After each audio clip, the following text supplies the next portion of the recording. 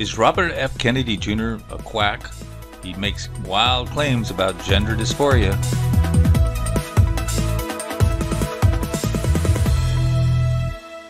Hello, this is Chart GPT Today.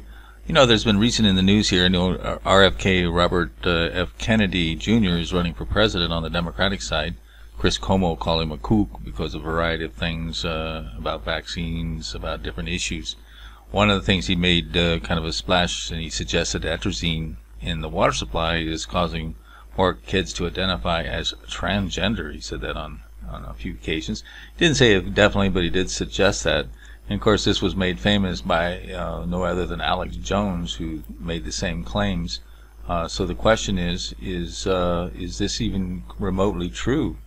And I think part of this stemmed back from an article way back in 2010 in the Scientific American, which is a fairly respected magazine, that said that common herbicides turn some male frogs into females. So it's not exactly just a total conspiracy, but again, frogs are not humans, are they?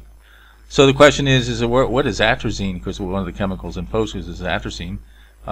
It's basically a herbicide that's used quite a bit in farms to control broadleaf leaves. It's used very widely across a lot of areas in the country, and so they're kind of targeting this because they use this atrazine in the study with the Scientific American. So this is where the link came in.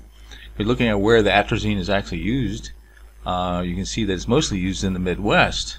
Of course, Midwest is more of the areas where, and especially in the Farm Belt, where there's not a lot of this shall we say, wokeism going on. It's always on the left and the coast, east and west. So you would think there'd be more. If it was true, we'd have more dysphoria in the central parts of the country, because that's where most of the atrazine is being put on the fields. So you would think that there would be data that would line up with that, and of course there's not. However, that being said, putting chemicals in the water is quite alarming, because we do have to drink it. It may cause other problems. Here's the use of atrazine today. This only goes to 2018. But atrazine has been very widely used as a herbicide on crops and it has been growing since the 1990s. Now, there has been some talk that whether or not that should be used because putting chemicals is not bio, right? It's not good for necessarily be having all these chemicals, regardless of what you think it might do. I know the EU has banned it for quite some time, so there is a bit of a battle going on whether or not it should be used or not used, and of course both sides of the people get in that argument.